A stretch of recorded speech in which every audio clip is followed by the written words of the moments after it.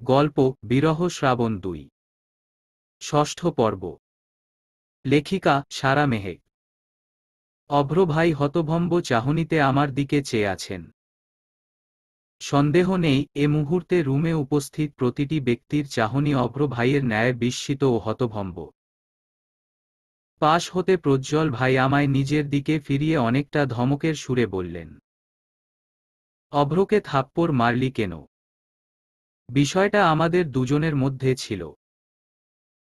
তুই মাঝখানে এসে টপকালি কেন? প্রজ্জ্বল ভাইয়ের কথায় আমি মোটেও ভীত হলাম না, বরং উল্টো জোর গলায় বললাম, বিষয়টা মোটেও আপনাদের দুজনের মধ্যে ছিল না। এ বিয়ের ঘটনার কেন্দ্রবিন্দু আমি। আর অভ্র ভাই শুধু আপনাকে দোষারোপ করছিল। এই বলে আমি অভ্র ভাইয়ের দিকে চেয়ে বললাম, শুধু দোষারোপই না, মারামারি পর্যায়ে চলে এসেছিল উনি। কেন? শান্ত থেকে কথা শোনা যায়নি। অভ্র ভাই, আপনি যেভাবে প্রজ্জ্বল ভাইকে দোষ দিয়ে যাচ্ছিলেন তাতে মনে হচ্ছিল প্রজ্জ্বল ভাই ইচ্ছাপূর্বক সবকিছু করেছেন, অথচ এখানে উনার হাত ছিল না। এটা বলার পরও আপনি মাথা ঠান্ডা না রেখে নিজের মতো মতামত বানিয়ে যাচ্ছিলেন। আপনি কি জানেন বিয়ের দিন আপনার ওই মেসেজ পাওয়ার পর আমার কি অবস্থা হয়েছিল? হ্যাঁ জানি, মেসেজ দেওয়ার পিছনে আপনার হাত ছিল না, কিন্তু আপনার ওই মেসেজটাই আজ আমাকে আর প্রজ্জ্বল ভাইকে বিয়ের মতো সম্পর্কে জড়িয়ে ফেলেছে। এই বলে আমি একটা ঢোক গিললাম। গলাটা শুকিয়ে আসছে, তবে এর চেয়ে বেশি গলায় কান্নার দলাগুলো পাকিয়ে আসছে। কারণ আমি ঠিক আমার সামনে আমার অতীতকে দেখতে পাচ্ছি, যে অতীত এখন আমার প্রাক্তন বলে বিবেচিত হচ্ছে। সপ্তাহখানেক পূর্বেও যাকে ঘিরে আমার ভবিষ্যতের স্বপ্নগুলো সুতো বুনতে শুরু করেছিল সেই আজ আমার অতীতের এক ছেঁড়া ডায়েরির পাতার ন্যায় আমার হৃদয় হতে বিচ্ছিন্ন হয়ে আছে। আজ চাইলেও তাকে আমি ছুঁয়ে দেখতে পারব না, চাইলেও তার উপর কোনো অধিকারবোধ দেখাতে পারব না। আমি বহু কষ্টে কান্না চাপিয়ে রেখে মন শক্ত করে অভ্র ভাইয়ের উদ্দেশ্যে বললাম, আপনি এসবে না জড়ালে আজ এমন কিছুই হতো না অভ্র ভাই। আপনি কি পারতেন না পুলিশের সাহায্য নিতে? সেটাও না করলে আপনি কি একটাবারের জন্যও প্রজ্জ্বল ভাইকে বলতে পারতেন না কিছু? অনামিকার ব্যাপারটা আপনি আর কারোর সাথে না হোক অন্ততপক্ষে প্রজ্জ্বল ভাইয়ের সাথে আলোচনা করতেন। আপনি এমনটা করলে আজ হয়তো এদিন দেখতে হতো না আমাদের। এক্ষেত্রে সব দোষ আপনার অভ্র ভাই। সেদিন ওই মেয়েদের বাঁচাতে আপনি মারপিট না করলেও পারতেন। সেদিন আপনি নিজের রাগ দমিয়ে রাখলে ঘটনা এত দূর এগুতো না। আর হসপিটালের ঘটনার কথা বললাম, এখন এসব বিবেচনা করে আপনিই বলুন আপনার গরম মেজাজের কারণেই ঘটনা এত দূর এগোয়নি কি? বলে আমি খোদেজা মামির উদ্দেশ্যে বললাম, মামি, আপনিই বলুন অভ্র ভাইয়ের অবাধ্য রাগের কারণেই কি এসব হয়নি?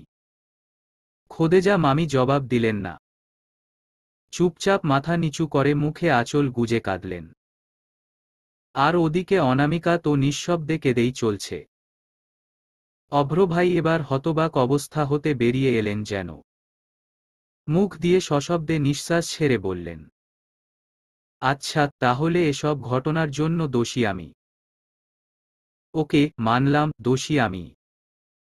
সব ঘটনাগুলোর জন্য দায়ী আমি, কিন্তু তোমার আর প্রজ্জ্বলের বিয়ে, এ বিয়ের পিছনে তো আমার হাত নেই।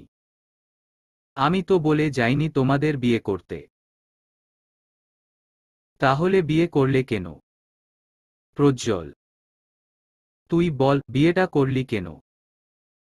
প্রজ্জ্বল ভাই বললেন, তখনকার সিচুয়েশনটা তুই অনুমান করতে পারছিস না অভ্র। ওই দিন খুব পরিচিত আত্মীয় ছাড়া এমন কাউকে খুঁজে পাইনি যে তোর আর চন্দ্রিমাকে নিয়ে খারাপ কিছু বলেনি। বিশেষ করে চন্দ্রিমাকে নিয়ে। আমাদের সমাজে তো কিছু মানুষ আছেই যারা পান থেকে চুন খসলেই মেয়েদের দোষ দিয়ে বেড়ায়। আর এত বড় ঘটনায় চন্দ্রিমাকে কেউ কিছু বলবে না তা হতে পারে নাকি? এসব অবস্থা দেখেই আব্বা আর দাদি আমাদের বিয়ের সিদ্ধান্ত নেয়। আব্বার ভয় ছিল তুই বিয়ের আসরে এভাবে ওকে রেখে যাওয়ার পর হয়তো কখনো আর ওর বিয়ে হবে না। তাই আব্বা এই সিদ্ধান্ত নেয়। আর তোর কি মনে হয়? আমি একেবারেই বিয়েতে রাজি হয়ে গিয়েছিলাম। না, আমি বারবার নিষেধ করেছিলাম আব্বাকে। এ বিয়েতে শুরুর দিকে কিছুতেই আমার মতো ছিল না।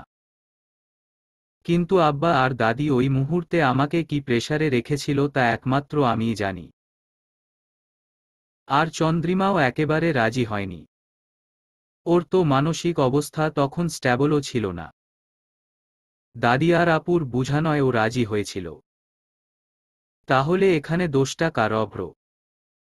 আমরা সবাই পরিস্থিতির শিকার। কেউই ইচ্ছাপূর্বক কিছু করেনি।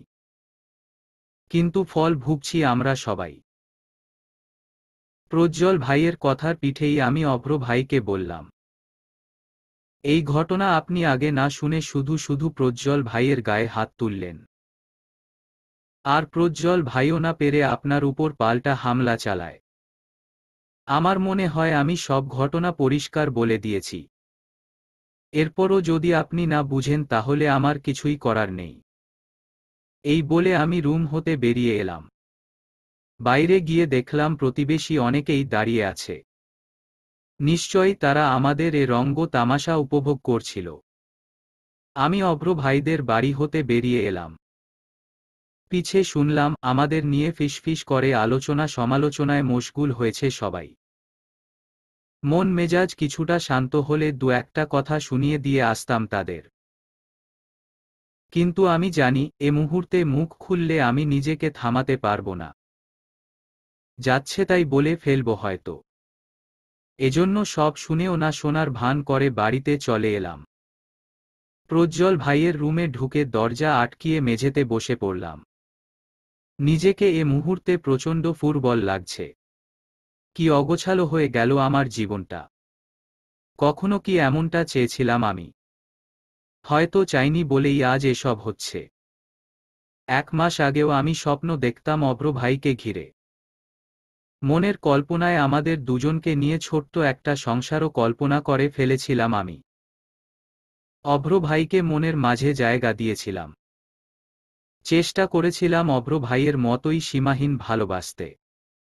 আমি জানতাম উনার মতো ভালোবাসা আমার পক্ষে সম্ভব না। কিন্তু আমি চেষ্টা করেছিলাম। সবকিছুই তো ঠিকঠাক ছিল। কিন্তু আমার এ শান্তিপূর্ণ জীবনে এত বড় ঝড় এলো কেন?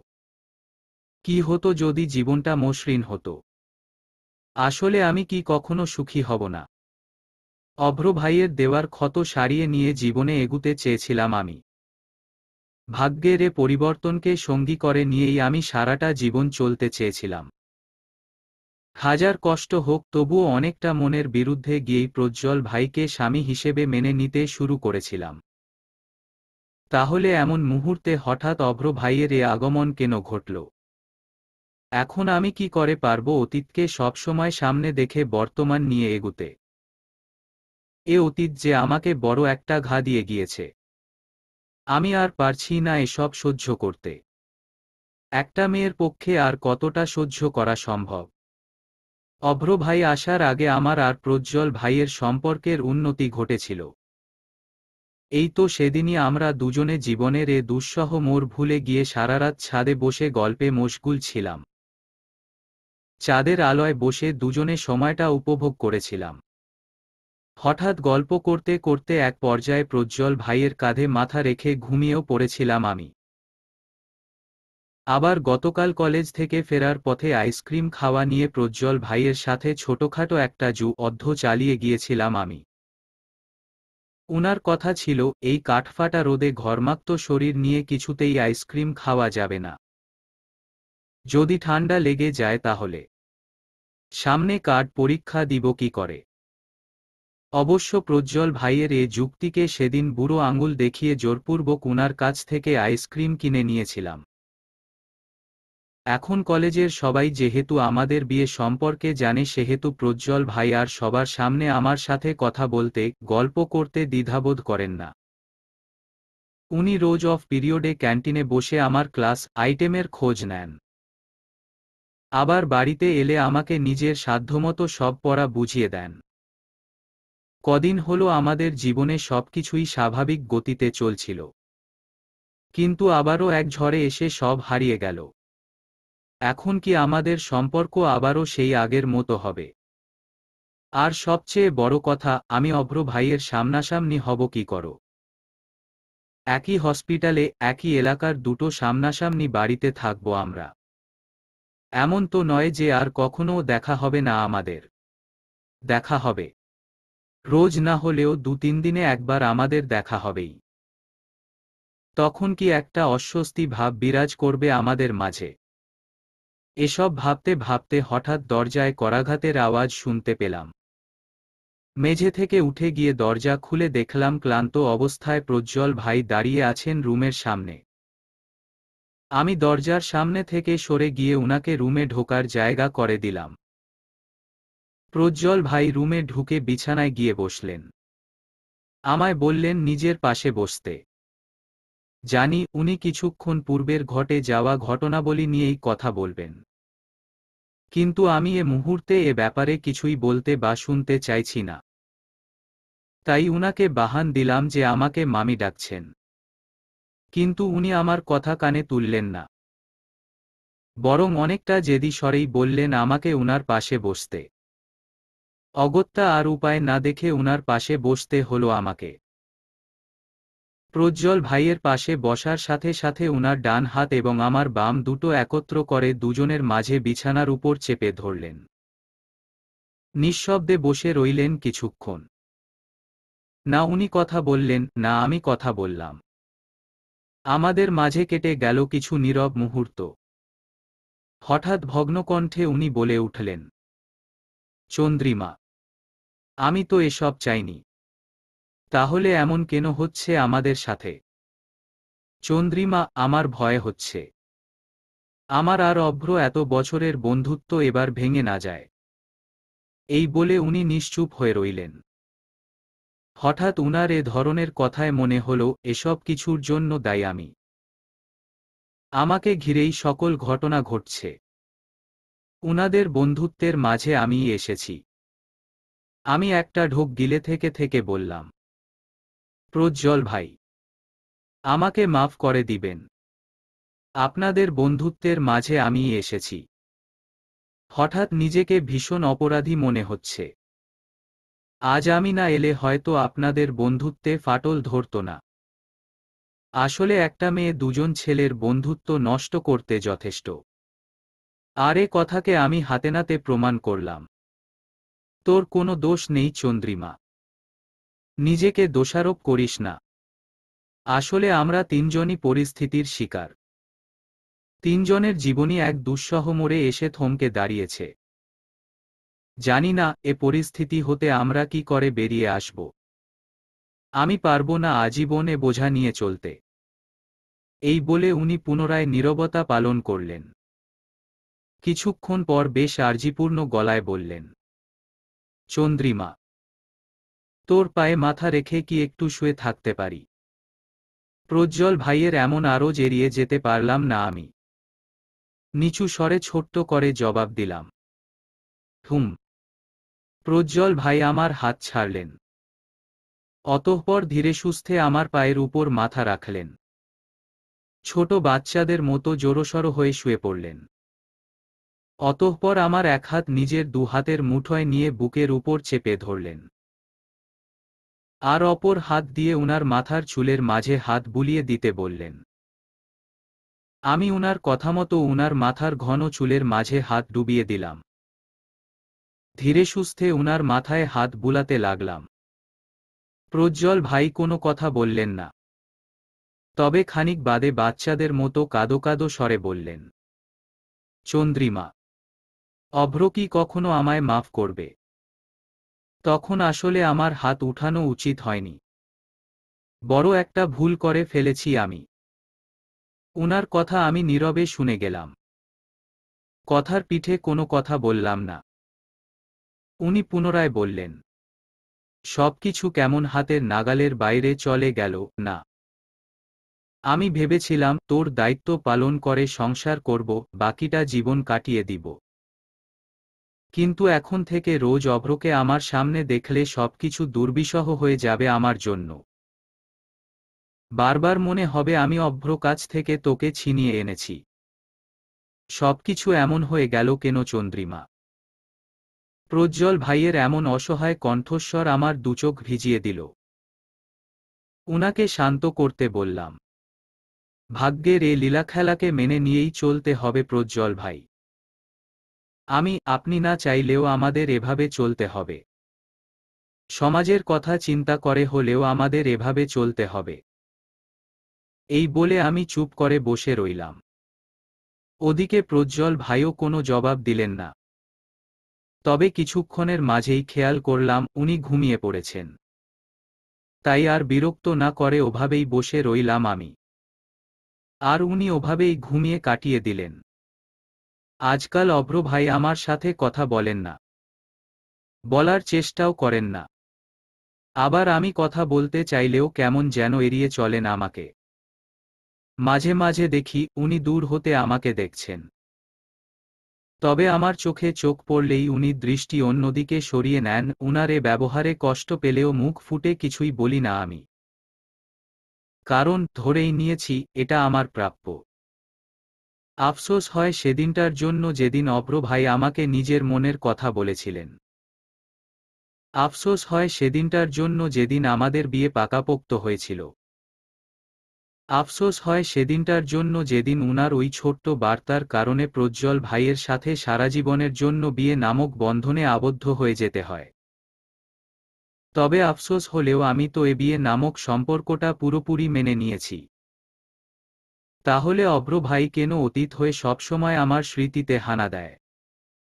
কেন আমার জীবনের প্রথম ভালোবাসার নাম করে আমার সুখগুলোকে সে দেয়?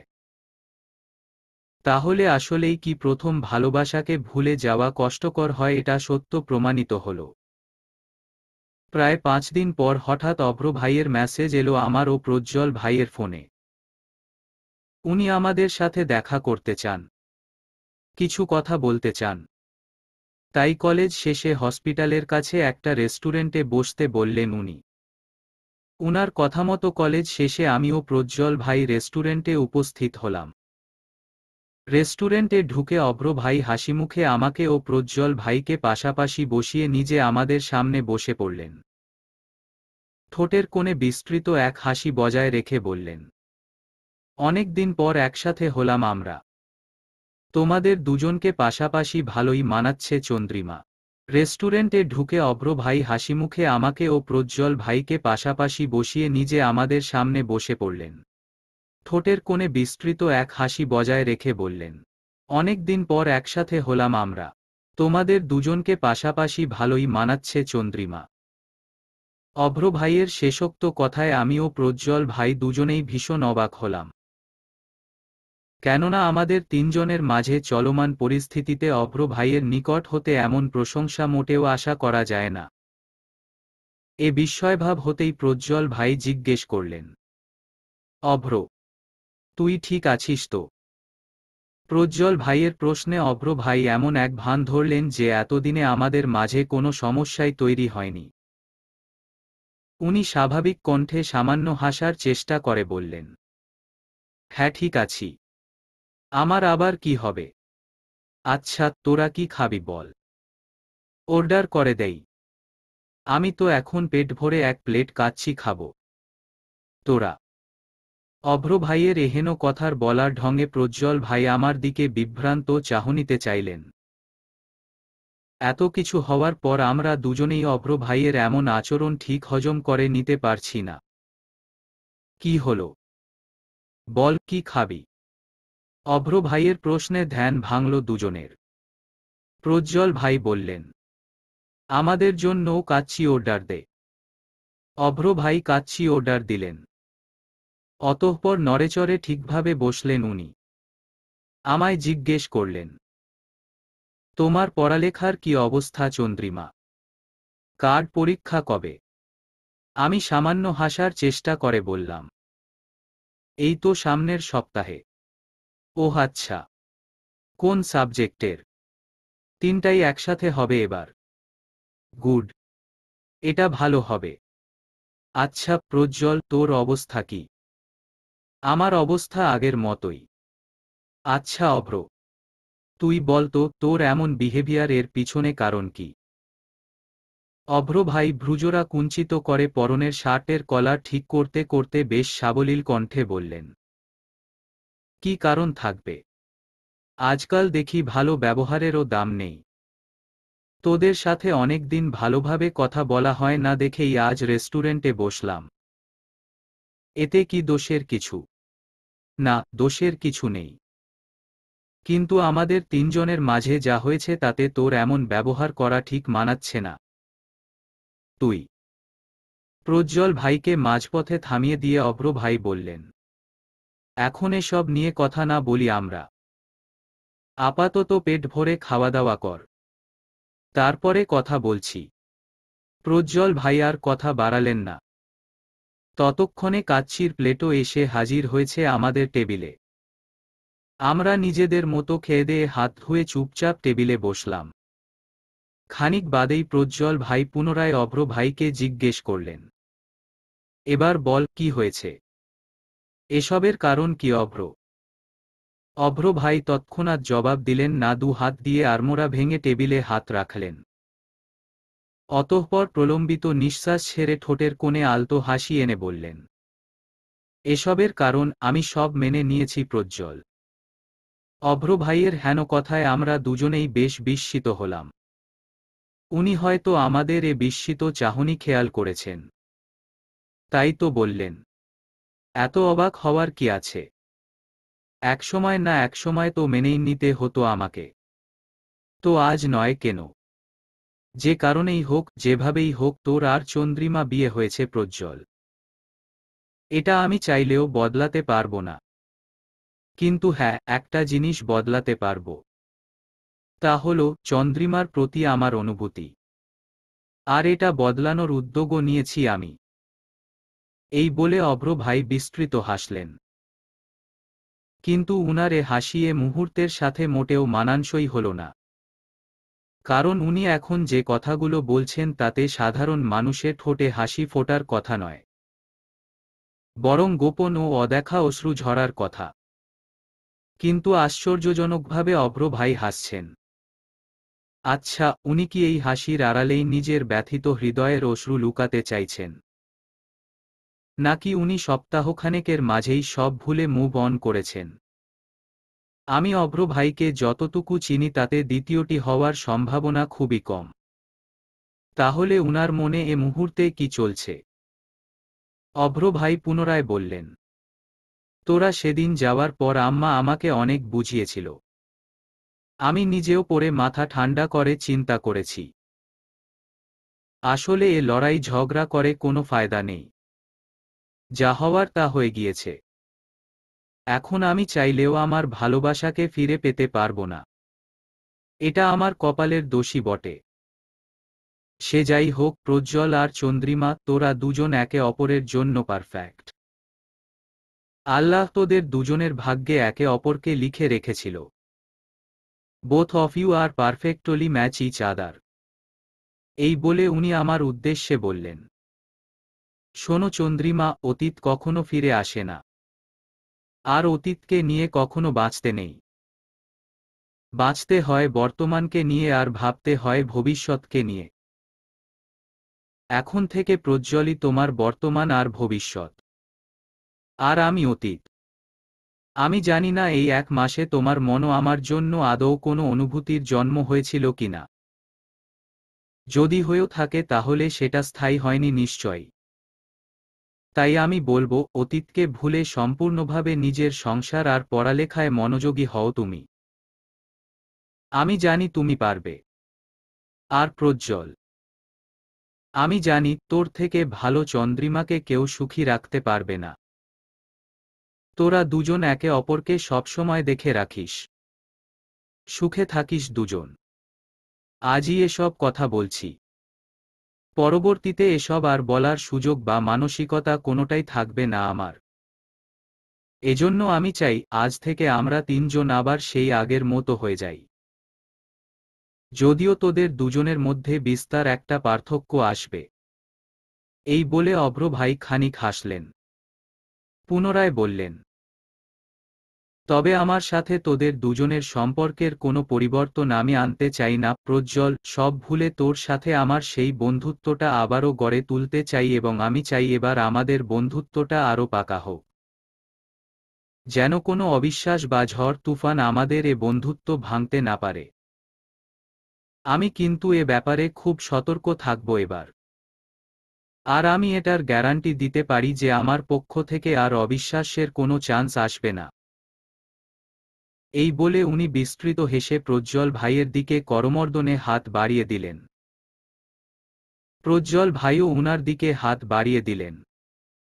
দুজনে একত্রে হাত মিলিয়ে নির্ঝঞ্ঝাট একখানা হাসি দিলেন। অতঃপর অভ্র ভাই খানিক ঘুরে আমার দিকে চাইলেন। বললেন, চন্দ্রিমা, তোমার সাথেও আগের সেই দুষ্টুমিষ্টি হাসিখুশি সম্পর্কটা রাখতে চাই। তুমি আমাকে আগের মতোই ট্রিট করবে। আমিও তোমাকে সেই আগের চন্দ্রিমার মতো ট্রিট করব। হাহ, অনেক লম্বা লম্বা ভাষণ দিলাম।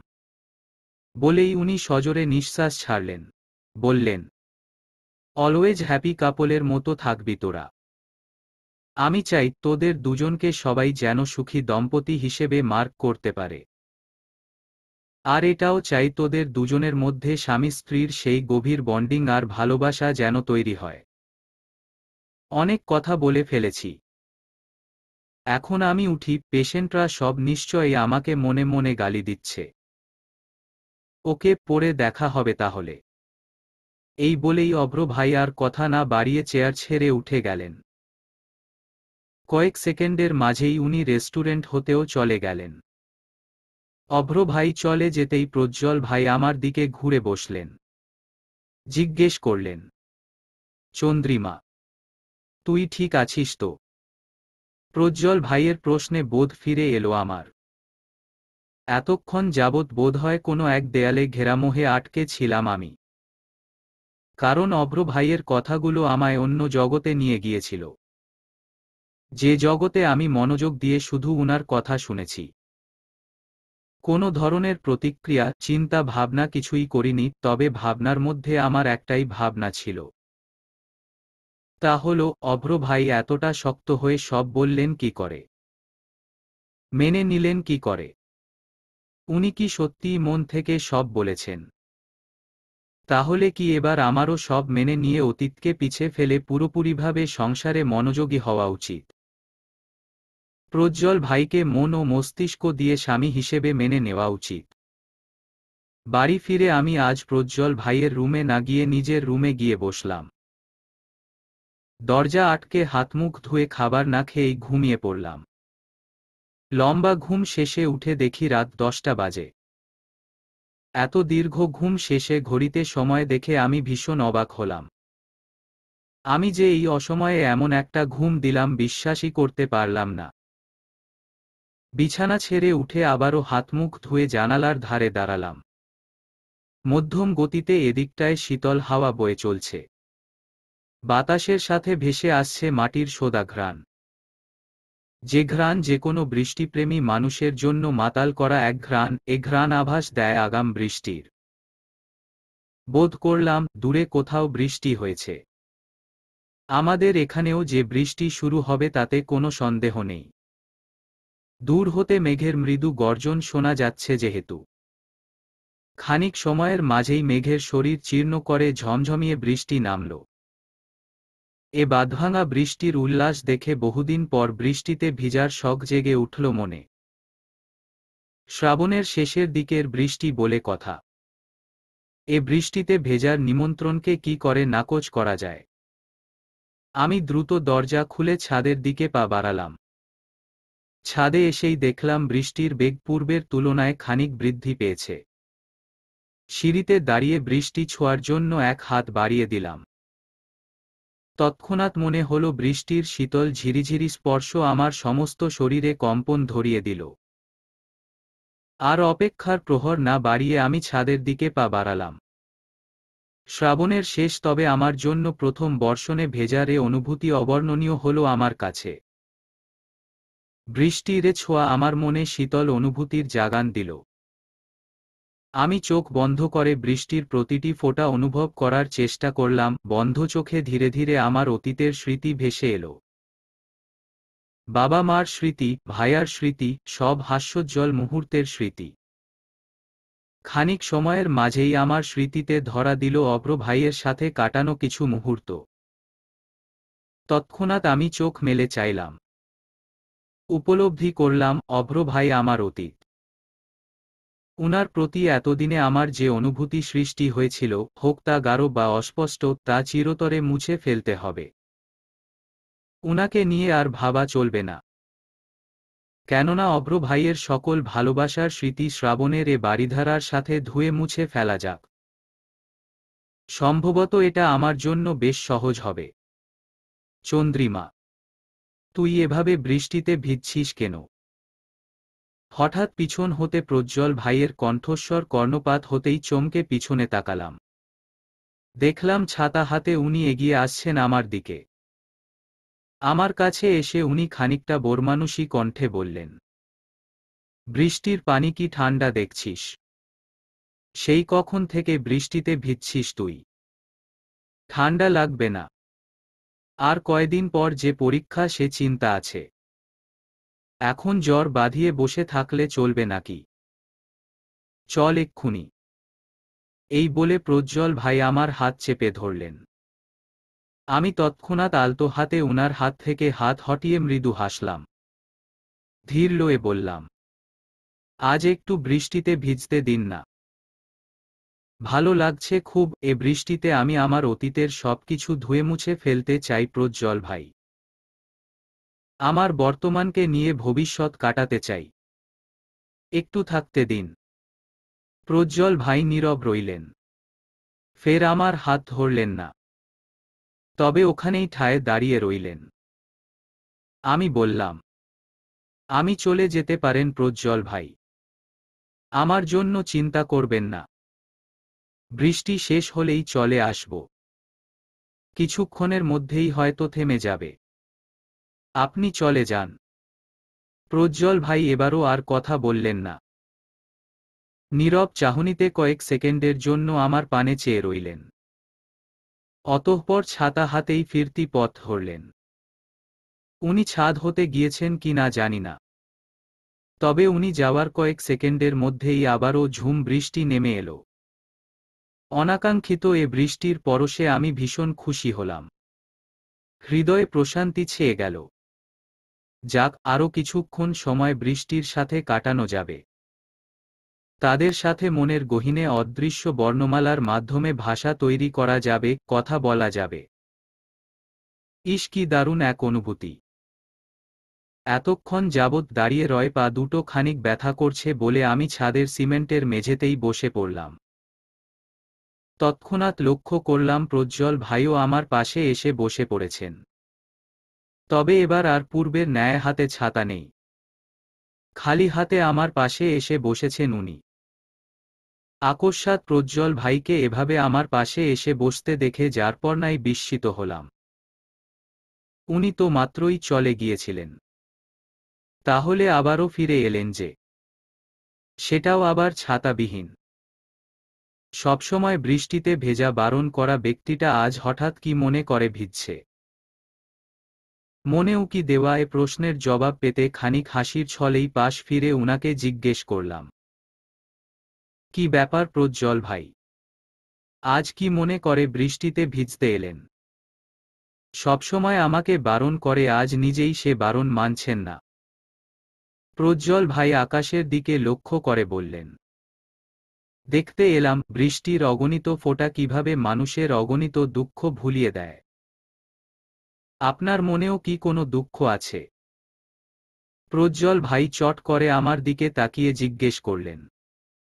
কেন? থাকতে পারে না? পারে। তবে আপনাকে দেখে কখনো মনে হয়নি এমন। প্রজ্জ্বল ভাই খানিক হেসে বললেন, সবাই কি সবকিছু প্রকাশ করতে পারে রে পাগলি? কত মানুষের মনে কত দুঃখ, কষ্ট, অজানা ইচ্ছা লুকিয়ে থাকে। চাইলেও সে প্রকাশ করতে পারে না। আবার কখনো সে ইচ্ছাপূর্বকও প্রকাশ করে না। প্রজ্জ্বল ভাইয়ের কথাবার্তার আমি সব ভুলে বেশ কৌতূহলী হয়ে পড়লাম। জিজ্ঞেস করলাম, আপনার ক্ষেত্রে কোনটা প্রজ্জ্বল ভাই? প্রজ্জ্বল ভাই বুঝি খানিক চমকে উঠলেন। ওদিকে বিদ্যুৎও চমকে উঠল। এক্ষেত্রে উনি আমার প্রশ্নে চমকালেন নাকি বিদ্যুৎ চমকানোর শব্দে চমকালেন কে জানে। প্রজ্জ্বল ভাই বললেন, জটিল একটা প্রশ্ন। এখনো এ প্রশ্নের জবাব দেওয়ার মতো সময় আসেনি। সময় হলে বলবো। এই সাধারণ প্রশ্নের জবাবের জন্য সময়ের প্রয়োজন হয় নাকি? প্রজ্জ্বল ভাই মৃদু হাসলেন। বললেন, হয় হয়। মাঝে মাঝে দেখি তুই ভীষণ বোকা বোকা কথা বলিস। প্রজ্জ্বল ভাইয়ের মুখে বোকা সম্বোধন শুনে খানিক রাগ হলো বটে। ফলে উনাকে নিজের দিকে ঘুরিয়ে আমিও উনার দিকে ঘুরে বসলাম। অতঃপর চোখমুখ কুঁচকে কিঞ্চিত রাগত স্বরে বললাম, আমাকে বোকা বললেন কেন? কি এমন করলাম আমি? করেছিস করেছিস। অনেক বোকামো করেছিস। একদিন সময় করে সব বলবো। আমি আর কথা বাড়ালাম না। মুখ ঘুরিয়ে অন্যদিকে নিলাম। বৃষ্টির বেগ এতক্ষণে পূর্বের তুলনায় বেশ কমে এসেছে। হয়তো কিছুক্ষণের মাঝে একেবারেই বৃষ্টি বন্ধ হয়ে যাবে। দূরে কোথাও তখন অবিরাম বিদ্যুৎ চমকাচ্ছে। কিন্তু এখানে খুব একটা শব্দ আসছে না। মিনিট খানেকের মাঝেই বৃষ্টি প্রায় বন্ধ হয়ে গেল। এখন গুড়ি গুড়ি বৃষ্টি হচ্ছে। এ বৃষ্টিতে ভিজে তৃপ্তি পাওয়া যায় না বলে এখন রুমে ফেরার তাগাদা অনুভব করলাম। ঘাড় ঘুরিয়ে প্রজ্জ্বল ভাইকে বললাম, চলুন। এখন তো বৃষ্টি নেই তেমন। রুমে যাই। এই বলে আমি উঠতে নিলাম। কিন্তু তৎক্ষণাৎ প্রজ্জ্বল ভাই আমার হাত ধরে আমাকে পূর্বের ন্যায় বসিয়ে দিলেন। বললেন, এখনো বৃষ্টি থামেনি চন্দ্রিমা। তাহলে যেতে চাইছিস কেন? এই গুড়ি গুড়ি বৃষ্টিতে ভিজে তৃপ্তি পাওয়া যায় না, ভালো লাগে না, তাই চলে যেতে চাইছি। আপনিও চলুন।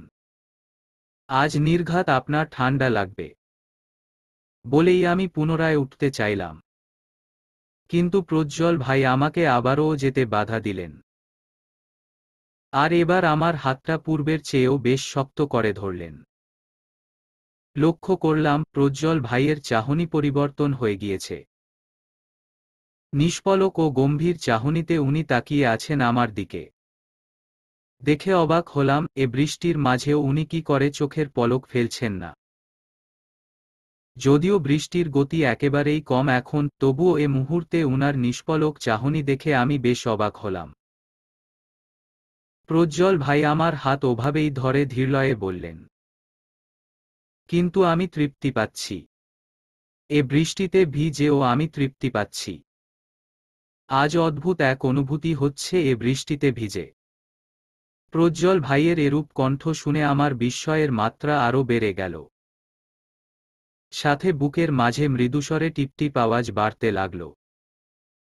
উনার এমন চাহনি ও কণ্ঠস্বর মোটেও স্বাভাবিকভাবে নিতে পারলাম না। ফাঁকা একটা ঢোক গিলে আমতা আমতা করে বললাম, প্রজ্জ্বল ভাই, আমাদের এখন যাওয়া উচিত। এই বলে আমি দৃষ্টি এদিক ওদিক ঘোরাতে লাগলাম। এ মুহূর্তে উনার দৃষ্টি বরাবর দেখার দুঃসাহস নেই আমার। প্রজ্জ্বল ভাই আমার হাত ছেড়ে দিলেন। তবে আকস্মাৎ এমন একটি কাজ করে বসলেন তা কল্পনাও করিনি আমি। উনি হঠাৎ আমার গলায় হাত ঘেঁষে মাথার পিছনের খোলা চুলে হাত রাখলেন। অতঃপর পিছনের চুলগুলো খানিক জোরে চেপে ধরে আকস্মাৎ নিজের দিকে আমায় টেনে নিলেন। উনার এমন আচরণে মুহূর্তেই মনে হল আমার প্রাণপাখি এই বুঝি বুকের খাঁচা থেকে উড়ে পালাল। এমন পরিস্থিতি আমি আর কথা বলার মতো অবস্থায় রইলাম না। মনে হল যেন আমার মুখখানা কেউ আটকে দিয়েছে। প্রজ্জ্বল ভাই পূর্বের ন্যায় বললেন, আমাদের বিয়ের 1 মাস পূর্ণ হতে আর বেশি দিন নেই। তুই এখনো আমাকে ভাই বলে সম্বোধন করিস কেন চন্দ্রিমা? শুধু নাম ধরে ডাকা যায় না? বলতে মন চাইল, এত দীর্ঘ সময়ের অভ্যাস কয়েক সপ্তাহে কি করে বদলানো সম্ভব? কিছু সময় তো প্রয়োজন। কিন্তু আমার মুখ ফুটে কোনো কথাই বের হলো না। প্রজ্জ্বল ভাই অনেকক্ষণ কথা বললেন না। আমার দিকে অবিরত চেয়ে রইলেন। এদিকে উনার এরূপ চাহনি ও আচরণ আমার মাঝে প্রচণ্ড অস্বস্তির উদ্রেক ঘটাল। কারণ উনাকে আমি এ রূপে দেখে অভ্যস্ত নই। আর পূর্বে আমাদের যে সম্পর্ক ছিল তা হতে আকস্মিকভাবে স্বামী স্ত্রীর সম্পর্কে পদার্পণ করলেও ভেতরের অনুভূতিগুলো সেই আগের মতোই আছে। অন্ততপক্ষে আমার ক্ষেত্রে এখনো আমাদের সম্পর্ক আগের মতোই আছে। হ্যাঁ, আমি মেনে নিতে চেষ্টা করেছি বহুবার। কিন্তু এ জটিল সম্পর্ককে পুরোপুরি মেনে নিতে আমার হয়তো আরও কিছু সময়ের প্রয়োজন। প্রজ্জ্বল ভাই কোনরূপ কথা ছাড়াই অপর হাত দিয়ে আমার থুতনি ধরে নিজের দিকে ফিরিয়ে নিলেন। এবার না চাইতেও উনার দৃষ্টি বরাবর আমার দৃষ্টি পড়ল। বুকের মাঝে ধীরে ধীরে চলা সেই টিপটিপ আওয়াজের মাত্রা বেড়ে দ্বিগুণ হল। হৃৎপিণ্ড অস্বাভাবিক হারে স্পন্দন দিতে শুরু করল। প্রজ্জ্বল ভাই বুঝি আমার এ অবস্থা আঁচ করতে পারলেন। জিজ্ঞেস করলেন, ভয় হচ্ছে? আমি শুধু মাথা উপর নিচ করে হ্যাঁ বোধক জবাব দিলাম। উনি মৃদু হাসলেন। তবে এ হাসি সবসময়কার মতো স্বাভাবিক বোধ হল না আমার। প্রজ্জ্বল ভাই আর কথা বাড়ালেন না। ধীরে ধীরে আমার দিকে এগিয়ে এলেন। আমাদের দুজনের মধ্যকার দূরত্ব কমতে লাগল। বুঝতে পারলাম উনি কি করতে চাইছেন। কিন্তু আমি যে এসবের জন্য এখন প্রস্তুত না। এদিকে উনাকে যে বাধা দিব সে শক্তিটুকুও এ মুহূর্তে পাচ্ছি না। হঠাৎ কাছেই কোথাও বাজ পড়ল বোধহয়। আকস্মাৎ এ শব্দে কেঁপে উঠলাম আমি। সাথে সাথে প্রজ্জ্বল ভাই আমাকে ছেড়ে দিয়ে কিছুটা পিছিয়ে গেলেন, একদিকে বাজ পড়ার শব্দে ও অন্যদিকে প্রজ্জ্বল ভাইয়ের কাছে আসায় বুকের টিপটিপ শব্দ সুস্পষ্টভাবে কানে ভেসে এলো। আজ বুঝি এই অস্বাভাবিক হৃৎস্পন্দনের জন্যই আমি মরে যাব। আমি আর দেরি করলাম না, দ্রুত উঠে দাঁড়ালাম। প্রজ্জ্বল ভাইয়ের দিকে আর ফিরেও তাকালাম না। দ্রুত ছাদ থেকে নেমে সিঁড়িতে পা রাখলাম। কিন্তু পরনের পোশাক হতে পানি পড়ে সিঁড়ি পিচ্ছিল হওয়ার কারণে ও দ্রুততার জন্য কয়েক সিঁড়ি যেতে না যেতেই ধাপ করে পড়ে কয়েক সিঁড়ি এগিয়ে গেলাম। কেমন করে পড়লাম জানি না। কিন্তু পড়ে যাওয়ার পর পায়ের গোড়ালি আর কোমরে প্রচণ্ড ব্যথা পেলাম। মনে হলো কয়েক সেকেন্ডের মাঝে ব্যথা পুরো শরীরে ছড়িয়ে গেল। খানিক শব্দে গোঙানি দিয়ে ডান পা চেপে ধরলাম। এভাবে যে পড়ে যাব তা ভাবিনি। আজ বুঝি প্রকৃতি আমার সাথে নেই।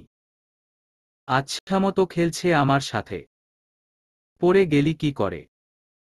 আকস্মাৎ পিছন হতে প্রজ্জ্বল ভাই এই বলতে বলতে আমার সামনে এসে উপস্থিত হলেন না। উনি আসার সাথে সাথে আমি দৃষ্টি নত করে ফেললাম।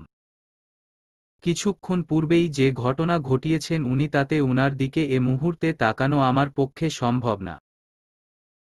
আমি নত দৃষ্টিতেই বললাম, বৃষ্টির পানির কারণে সিঁড়ি ছিল। প্রজ্জ্বল ভাই উদ্বিগ্ন কণ্ঠে জিজ্ঞেস করলেন, কোথায় কোথায় ব্যথা পেয়েছিস? দেখি। উঠে দাঁড়ানোর চেষ্টা করত। এই বলেই প্রজ্জ্বল ভাই আমার অপর হাত ধরে আমায় উঠতে সাহায্য করলেন। আমিও উনার হাত চেপে ধরে উঠার চেষ্টা করলাম। কিন্তু একটু চেষ্টা করতেই ব্যর্থ হলাম। অনুভব করলাম গোড়ালিতে ব্যথা পাওয়ার সাথে পা মোচকিয়েও গিয়েছে। ফলে উঠার প্রচেষ্টায় বেশ ব্যথা পেলাম। ব্যথায় ককিয়ে উঠলাম আমি। ওদিকে আবার কোমরের ব্যথা। আল্লাহ! আজ সব অঘটন একসাথে হচ্ছে কেন? প্রজ্জ্বল ভাই বললেন, বুঝেছি, পা মোচকিয়ে ফেলেছিস। এখন সিঁড়ি বেয়ে নামা সম্ভব না। বলেই উনি আমায় আরেক দফা অবাক করে দিয়ে পাজাকলে তুলে নিলেন।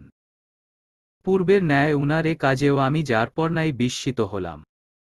ভাবলাম, আশ্চর্য, আজ প্রজ্জ্বল ভাইয়ের হয়েছে কি? প্রজ্জ্বল ভাই আমায় নিয়ে বেশ ধীরে সুস্থে সিঁড়ি বেয়ে নামলেন। যেহেতু উনিও ভেজা অবস্থায় আছেন, সেহেতু সিঁড়ি বেয়ে নামার সময় উনি অনেক সতর্ক অবলম্বন করলেন। সিঁড়ি বেয়ে নেমে রুমের দরজার সামনে দাঁড়িয়েই গলা উঁচু করে মামি ও নানুকে ডাকলেন উনি। অতঃপর আমায় নিয়ে পা দিয়ে দরজা ধাক্কা দিয়ে খুলে রুমে প্রবেশ করলেন। খাটের কাছে নিয়ে আমাকে নামাতে চাইলে আমি সাথে সাথে দু হাত দিয়ে উনার গলা শক্ত করে জড়িয়ে বললাম, না না, বিছানায় না। এই ভেজা কাপড় নিয়ে বিছানায় নামাবেন না। চাদর তোশক সব ভিজে যাবে। আপনি ওই চেয়ারটা এগিয়ে নিয়ে নামিয়ে দিন আমাকে। উনি আমার কথা মতো চেয়ারটা একটু এগিয়ে এনে আমাকে কোল থেকে নামালেন। অতঃপর ধীরে সুস্থে চেয়ারে বসিয়ে দিলেন। ততক্ষণে মামি ও নানুও রুমে উপস্থিত হয়েছেন। তাদের পিছনে মামাও ছিলেন। কিন্তু হয়তো উনি আমাকে ভেজা পোশাকে দেখে রুমে না ঢুকে বাইরে দাঁড়িয়ে রইলেন। এদিকে মামি দ্রুত রুমে ঢুকে উদ্বিগ্ন কণ্ঠে জিজ্ঞেস করলেন, হঠাৎ ডাকলি কেন? আর তোরা এমন ভেজা কাপড়ে কেন প্রজ্জ্বল? আমাদের জবাব দেওয়ার আগেই নানু বললেন, দেখো, মনে হয় বৃষ্টিতে ভিজেছে দুইজন। কি ব্যাপার? তোরা বৃষ্টিতে ভিজে ও কাপড় না বদল করে বসে আছিস কেন? প্রজ্জ্বল ভাই আমার দিকে তাকিয়ে কোমরে দু হাত রেখে বললেন, তোমার গুণধর নাতনি সিঁড়িতে পড়ে পা মোচকিয়ে এসেছে। মামি ও নানু তৎক্ষণাৎ বিস্মিত কণ্ঠে হায় হায় করতে লাগলেন। মামি জিজ্ঞেস করলেন, সে কি? পড়লি কি করে? ওই যে বৃষ্টির পানির জন্য সিঁড়ি পিচ্ছিল ছিল। ম্যাডাম চোখ দুটো কপালে তুলে ওই পানি না দেখেই নেমেছে বোধহয়। আচ্ছা আচ্ছা, যেভাবেই পড়িস না কেন এখন গিয়ে মাথা মুছে কাপড় বদলিয়ে নে, না হলে জ্বর এসে যাবে তো। কতক্ষণ ধরে ভেজা অবস্থায় আছে কে জানে। ওকে এখানেই চেঞ্জ করিয়ে দাও মা। ও বোধহয় ওয়াশরুম পর্যন্ত যেতে পারবে না। আমি ওর রুমে গিয়ে চেঞ্জ করি। এই বলে প্রজ্জ্বল ভাই আমার মামির দিকপ একটা তোয়ালে এগিয়ে দিলেন এবং অপর একটা তোয়ালে আর একটা টি শার্ট প্যান্ট নিয়ে নিজে আমার রুমে চলে গেলেন। আর মামি তোয়ালে নিয়ে আমার মাথা মুছতে লাগলেন। ঘড়িতে সময় এখন রাত 10টা। আমি আর প্রজ্জ্বল ভাই আমাদের রুমে বিছানায় পাশাপাশি বসে আছি। নানু বসে আছে চেয়ারে। আর মামি আমাদের দুজনের সামনে দাঁড়িয়ে প্লেটে ভাত মাখাচ্ছেন। উনি এখন আমাদের দুজনকেই নিজ হাতে খাইয়ে দিবেন। যদিও আমাদের দুজনের এ মুহূর্তে খাওয়া নিয়ে চরম অনাগ্রহ কাজ করছে। কারণ দীর্ঘ সময় বৃষ্টিতে ভেজার ফলে আমার শরীর বেশ ম্যাজম্যাজ করতে থাকে। এ কারণে মামি কয়েকবার বলার পরও আমি রাতের খাবার খেতে চাইনি। আবার প্রজ্জ্বল ভাইয়েরও খেতে মন চাইছিল না। রাতের খাবারের প্রতি আমাদের দুজনের এ অনাগ্রহ দেখে মামি শেষমেশ সিদ্ধান্ত নেয় আজ জোর করে হলেও দুজনকে রাতের ভাত খাইয়ে ছাড়বে। মামি ভাজি দিয়ে ভাত মাখিয়ে প্রথমে আমার গালে ভাত তুলে দিলেন। এরপর দিলেন প্রজ্জ্বল ভাইকে। দুবার গালে ভাত তুলে দেওয়ার পর মামি বললেন, দেখেন আম্মা, এই বুড়ো বয়সে এসেও এদের খাওয়াতে হয়। কি কপাল আমার! বুড়ো বুড়ো সব পোলাপান পালি আমি। মামির কথায় নানু হো হো করে হেসে উঠল। বলল, স্মৃতিচারণা করতেছ আর কি? দাও দাও, খাওয়ায় দাও ওদের। আর কয়দিন পর তো নাতি নাতনিদের খাওয়াবো। সুস্থ স্বাভাবিক পরিবেশটা নানুর শেষোক্ত কথায় মুহূর্তেই বিগড়ে গেল। বিরক্ত হলাম আমি। না মানে আজ কি কিছুই আমার পক্ষে হবে না? আশ্চর্য! ছাদে হওয়া ওই ঘটনার রেশ ধরে নানুর কথায় বেশ অস্বস্তি অনুভব হলো। এ অস্বস্তিকর অনুভূতি থেকে বেরিয়ে আসতে তৎক্ষণাৎ চোখ মুখ কুঁচকে মামিকে বললাম, আমি তো বলিনি খাইয়ে দিতে। আপনি শুধু প্রজ্জ্বল ভাইকেই খাইয়ে দিতেন। শুধু শুধু আমার দোষ দিচ্ছেন। হো হো। আমার কথায় মামি বিস্মিত হয়ে বললেন, এখনো ওকে ভাই ডাকিস? হায় রে মেয়ের কাণ্ডজ্ঞান। ও কি এখন আর তোর প্রজ্জ্বল ভাই আছে নাকি? নানুও যোগ দিয়ে বললেন, মেয়ের বুদ্ধিজ্ঞান নাই। স্বামীরে ভাই বলে কোন মেয়ে? নাম ধরে ডাকবি? দুজনের কথায় আমার অবস্থা নাজেহাল হলো। আরো একবার প্রমাণিত হলো, আজ ভাগ্য আমার বিপক্ষে। সন্ধ্যায়ও তো প্রজ্জ্বল ভাই এ কথা বললেন। আর এখন মামি আর নানুও। আমি আর চোখে প্রজ্জ্বল ভাইয়ের দিকে তাকালাম। দেখলাম আমার এ পরিস্থিতিতে উনি ঠোঁট বাঁকিয়ে হাসছেন। যেন আমার এ পরিস্থিতি দেখে উনি ভীষণ মজা পেয়েছেন। বেশ রাগ হলো আমার। তখন যে জবাবটা দিতে পারিনি তা এখন দিলাম আমি। বললাম, এত সহজে উনার নাম ধরে ডাকবো কি করে? সেই ছোট থেকে উনাকে ভাই ডাকি। আর বিয়ে হলে মাত্র কয়েক সপ্তাহ। একটু সময় তো লাগবে উনাকে নাম ধরে ডাকতে। নানু বলল, নাম ধরে ডাকতে এত সমস্যা হলে বলবি, ওগো শুনতেছ? আর আজকালকার মেয়েরা কি যেন বলে, বাবু শুনতেছ, সোনা শুনতেছ। নানুর এহেন সম্বোধনগুলো শুনে আমি প্রায় বাকহারা হয়ে পড়লাম। তবে সাথে সাথে ভারী বিস্মিত কণ্ঠে বললাম, আস্তাগফিরুল্লাহ আস্তাগফিরুল্লাহ। এসব কি বলো নানু? ওসব নামে ডাকতে যাব কেন? ছি। দেখো, মেয়ে আবার ছি বলে। আদর করে ডাকবি এসব। সোনা, বাবু, ময়না। এই বলে নানু হো হো করে হেসে উঠল। আর প্রজ্জ্বল ভাই ও মামিও সশব্দে হেসে উঠলেন। এদিকে উনাদের এ হাসি দেখে মনে হলো, এক্ষুনি এখান থেকে পালাতে পারলে বাঁচি। মাঝরাতে প্রচণ্ড শীত শীত অনুভব হওয়ায় ঘুম ভেঙে গেল। ডিম লাইটের মৃদু আলোতে দেখলাম প্রজ্জ্বল ভাই গুটিসুটি মেরে অপর পাশ ফিরে শুয়ে আছেন। উনার অবস্থা দেখে নিমিষেই আঁচ করলাম উনার বেশ শীত করছে। এদিকে আমারও বেশ শীত শীত লাগছে। তাই শোয়া থেকে উঠে আলমারি থেকে একটা পাতলা কম্বল বের করে আনলাম। কম্বলটা ভালোভাবে ছাড়িয়ে নিয়ে প্রজ্জ্বল ভাইয়ের সমস্ত শরীর ঢেকে দিলাম। বাইরে প্রচণ্ড বৃষ্টি হচ্ছে। মাঝে মাঝে বিদ্যুৎ চমকে উঠছে। রুমের একটা জানালা খোলা থাকায় দ্রুত গিয়ে সেটা বন্ধ করে দিলাম। হয়তো বৃষ্টির কারণে শীতল বাতাস পুরো রুম জুড়ে বিচরণ করছিল বলেই মাঝ রাতে এত শীত লাগছিল আমাদের। রুমের অন্যান্য জানালা আর বারান্দার দরজা ভালোভাবে বন্ধ করে বিছানায় এসে শুয়ে পড়লাম। হঠাৎই মনে করে প্রজ্জ্বল ভাইয়ের কপালে হাত দিলাম। সাথে সাথে অনুভব করলাম উনার শরীরের তাপমাত্রা স্বাভাবিকের চেয়ে অনেক বেশি। বুঝতে সময় লাগলো না যে বৃষ্টিতে ভিজে উনি জ্বর বাঁধিয়ে ফেলেছেন, শরীরে পাতলা কম্বল থাকা সত্ত্বেও উনি এখনো শীতে কাঁপছেন। বুঝলাম জ্বর বাঁধিয়ে ফেলায় এই পাতলা কম্বলেও কাজ হচ্ছে না উনার।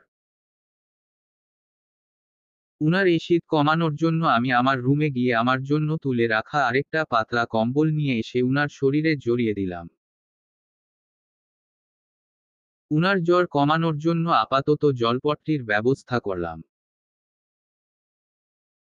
একটা চেয়ার টেনে নিয়ে খাটের পাশে বসে কপালে জলপট্টি দিলাম, মাঝে দু একবার অন্য একটি ভেজা কাপড় দিয়ে উনার গলা ও বুকের উপরের অংশ, কাঁধ থেকে হাতের তালু পর্যন্ত ও পায়ের তালু মুছে দিলাম। ভাবলাম এতে হয়তো উনার জ্বর কিছুটা হলেও কমবে। কিন্তু কিছুক্ষণ অতিবাহিত হওয়ার পরও যখন উনার জ্বর কমল না তখন আমার চিন্তা বাড়তে লাগলো। এতক্ষণ যাবৎ কিছুটা চিন্তা হলেও এখন তা প্রবল আকার ধারণ করল। শেষমেশ সিদ্ধান্ত নিলাম উনাকে ঘুম থেকে জাগিয়ে তুলে ওষুধ খাইয়ে দিব। সে অনুযায়ী একটা প্যারাসিটামল এনে উনাকে আস্তে ধীরে জাগিয়ে তুললাম। উনি আমার ডাক শুনে ধীরে ধীরে চোখ মেলে আমার দিকে তাকালেন। উনার এই চাহনি আমাকে ভেতর থেকে প্রায় ভেঙে দিল যেন। মনে হলো উনি ভেতরে ভেতরে ভীষণ কষ্টে আছেন। আমাকে যেন বলছেন, উনাকে এই কষ্টকর অনুভূতিগুলো থেকে দ্রুত বের করে নিয়ে আসি। আমি দাঁড়িয়ে প্রজ্জ্বল ভাইকে আধশোয়া করিয়ে এক হাত ঘাড়ের পিছনে দিয়ে ভর দিয়ে রাখলাম। অপর হাত দিয়ে উনাকে ওষুধ খাইয়ে দিলাম। উনি কোনো প্রকার কথাবার্তা ছাড়াই শুয়ে পড়লেন। আমি আবারও উনার কপালে জলপট্টি দিলাম। আজ হঠাৎ প্রজ্জ্বল ভাইয়ের এমন ফুরবল অবস্থা দেখে উনার প্রতি আমার ভীষণ মায়া হচ্ছে। উনার চাহনি, তীব্র জ্বরে পুড়ে যাওয়া শরীর দেখে মনে হচ্ছে, যদি আমি এ মুহূর্তেই উনার এই কষ্টটা লাঘব করতে পারতাম। আমি প্রজ্জ্বল ভাইয়ের কপালে জলপট্টি দিয়ে আলতো হাতে উনার মাথার চুলে হাত বুলিয়ে দিলাম। কয়েক সেকেন্ড পর উনি দুর্বল ও কম্পিত কণ্ঠে আমায় সম্বোধন করলেন। আমি তৎক্ষণাৎ জবাব দিলাম। ব্যস্ত ও চিন্তিত কণ্ঠে বললাম, হ্যাঁ প্রজ্জ্বল ভাই বলুন। আপনার কিছু লাগবে? আমি এখানেই আছি। আপনার পাশেই বসে আছি। প্রজ্জ্বল ভাই চোখ মেলে তাকালেন না। তবে একটা ঢোক গিলে জিভ দিয়ে শুকনো ঠোঁটজোড়া ভিজিয়ে নিলেন। পূর্বের ন্যায় ফুরবল কণ্ঠে বললেন, তোর হাতটা আমার বুকের উপর রাখো না চন্দ্রিমা। উনার আবদার শোনার সাথে সাথেই আমি ডান হাতটা উনার বুকের উপর রাখলাম। জলে ভেজা সিক্ত ও শীতল হাতখানা দিয়ে অনুভব করলাম উনার হৃৎস্পন্দন। সাথে উপলব্ধি করলাম উনার হৃৎস্পন্দনের সাথে আমার স্বাভাবিক হৃৎস্পন্দন আর স্বাভাবিক হচ্ছে না। বরং ক্রমশ আমার হৃৎস্পন্দন বেড়ে চলছে। আমার এ হৃৎস্পন্দনের গতি যেন আরেক দফা বাড়াতেই প্রজ্জ্বল ভাই উনার দুটো হাত দিয়ে আমার হাতটা উনার বুকের উপর আরো চেপে ধরলেন। তীব্র জ্বরে পুড়ে যাওয়া উনার দুটো হাত আমার দুশ্চিন্তা আরো বাড়িয়ে দিল। এখনো উনার জ্বর কমছে না কেন? প্রজ্জ্বল ভাই পূর্বের ন্যায় বললেন। চন্দ্রিমা, তোর হাত দুটো সবসময় এভাবে ধরে রাখবো আমি। আমি তোকে আমার কাছ থেকে দূরে রাখতে চাই না। সব সময় আমি তোকে আমার সাথে রাখতে চাই। থাকবি তো আমার সাথে? উনার এরূপ প্রশ্নে আমি খানিক অপ্রস্তুত হলাম। ক্ষণেই নিজেকে সামলে নিয়ে বললাম, হ্যাঁ প্রজ্জ্বল ভাই, আমি আপনার সাথেই আছি। সব সময় এভাবে থাকবি তো? হ্যাঁ, সব সময় এভাবেই থাকবো। প্রমিস? হ্যাঁ, প্রমিস। বাচ্চাদের মতো প্রজ্জ্বল ভাইয়ের এমন ওয়াদা করিয়ে নেওয়া দেখে আমার ভীষণ মায়া হলো। হয়তো জ্বরের ঘোরে আছেন বলেই এমন করছেন উনি। সুস্থ থাকলে এমন কিছুই হয়তো বলতেন না উনি। প্রজ্জ্বল ভাই জিজ্ঞেস করলেন, চন্দ্রিমা, এখনো কি অভ্রকে ভালোবাসিস তুই? উনার এহেন প্রশ্নে চমকে উঠলাম আমি। ক্ষণিকের জন্য বাকহারা হয়ে গেলাম। উনি পুনরায় বললেন, বল না চন্দ্রিমা, এখনো কি অভ্রকে ভালোবাসিস? আমাকে কি ভালোবাসিস না? আমি কি তোর ভালোবাসা পাওয়ার যোগ্য না চন্দ্রিমা? প্রজ্জ্বল ভাইয়ের প্রশ্নগুলো আমার চিন্তাশক্তিকে জমাট বাঁধিয়ে দিল যেন। আমি নির্বাক ও হতভম্ব চাহনিতে উনার দিকে চেয়ে রইলাম। খেয়াল করলাম ইতোমধ্যে প্রজ্জ্বল ভাইয়ের দু চোখের কার্নিশ বেয়ে টপ টপ করে জল গড়িয়ে পড়ছে। উনি কাঁদছেন। যে প্রজ্জ্বল ভাইকে আমি কখনো তেমন কাঁদতে দেখিনি সে প্রজ্জ্বল ভাই আজ আমায় এমন প্রশ্ন করে কাঁদছেন। যেন জ্বরের ঘোরে এক নিষ্পাপ শিশু হয়ে গিয়েছেন উনি। প্রজ্জ্বল ভাই সেই কাঁদতে কাঁদতেই বললেন, আমায় ভালোবাসবি চন্দ্রিমা? তোর ভালোবাসা পেতে খুব ইচ্ছে করে আমার। মাঝে মাঝে মনে হয় তোকে শক্ত করে বুকে জড়িয়ে ধরি। জানিস, অভ্রকে দেখে আমার খুব হিংসা হতো। মনে হতো ওই পৃথিবীর সবচেয়ে ভাগ্যবান মানুষদের একজন। কারণ ও তোর ভালোবাসা পেয়েছে। চন্দ্রিমা, আমাকেও ভালোবাসবি ওর মতো? না না, অভ্রর চেয়েও বেশি ভালোবাসবি আমাকে। প্রজ্জ্বল ভাই আর কথা এগুতে পারলেন না। উনার কথা জড়িয়ে এলো। উনি আর কথা বলার চেষ্টাও করলেন না। ঘুমিয়ে পড়লেন নিশ্চিন্তে। অথচ ঘুমানোর পূর্বে আমাকে ভাবনার সাগরে ডুবিয়ে দিয়ে গেলেন। আমায় বাধ্য করলেন উনার প্রতিটি কথা নিয়ে ভাবনায় মশগুল হতে। প্রজ্জ্বল ভাইয়ের নিকট হতে এমন কিছু শুনতে পাবো তা কখনো আশা করিনি আমি। উনি আমায় নিয়ে এতটা গভীরভাবে ভাবছেন তা ঘুণাক্ষরেও টের পাইনি কখনো। উনার এ ব্যাকুলতা, জ্বরের ঘোরে আমার প্রতি করা এমন আবদারের অর্থ যেন বুঝতে গিয়েও বুঝতে চাইছি না আমি। মানতে পারছি না উনার এ আবদারের পেছনের অপ্রত্যক্ষ অনুভূতি প্রকাশ। আমি হতভম্ব চাহনিতে বেশ কিছুক্ষণ উনার দিকে চেয়ে রইলাম। উনার নিঃসংকোচ এ প্রশ্নগুলো আমার রাতের ঘুম কেড়ে নিল। চোখের দুপাতা এক করতে পারলাম না বাকি রাতটুকু। দরজা বন্ধ হওয়ার শব্দে চমকে উঠলাম আমি। চোখ মেলে দেখলাম সকাল প্রায় 10টা বাজে। অর্থাৎ ঘুমিয়ে পড়েছিলাম আমি, গতকাল বাকি রাতটুকু আমি অনেক ভাবনা চিন্তায় কাটিয়ে দিয়েছিলাম। ফজর নামাজের আধ ঘন্টা পর দু চোখের পাতা এক হয়ে গিয়েছিল। তখন চেয়ারে বসেই প্রজ্জ্বল ভাইয়ের পাশে মাথা রেখে ঘুমিয়ে পড়েছিলাম, এখন উঠে দেখি উনি বিছানায় নেই। ওদিকে ওয়াশরুম হতে পানির শব্দ পাচ্ছি। অর্থাৎ প্রজ্জ্বল ভাই ওয়াশরুমে গিয়েছেন। আমি চেয়ার ছেড়ে উঠে বিছানা গুছিয়ে নিলাম। ততক্ষণে প্রজ্জ্বল ভাই বেরিয়ে এসেছেন। উনাকে দেখা মাত্র আমি জিজ্ঞেস করলাম, এখন সুস্থ আছেন তো? জ্বর নেমে গিয়েছে? প্রজ্জ্বল ভাই তোয়ালে দিয়ে মুখ মুছতে মুছতে বললেন, হ্যাঁ, এখন আর জ্বর নেই। সকালে ঘুম থেকে উঠার পর শরীরটা একটু ব্যথা করছিল। গোসল করে এখন ভালো লাগছে। আপনি কখন উঠেছেন? আধ ঘন্টা হলো প্রায়। আচ্ছা শোন চন্দ্রিমা, আজ কলেজ থেকে ছুটি নিয়েছি। তোর কথাও বলে দিয়েছি। আজ আর কলেজে যাওয়ার দরকার নেই। আচ্ছা। এই বলে আমি ওয়াশরুমে ঢুকে পড়লাম। উনার সাথে আর কথা বাড়ালাম না।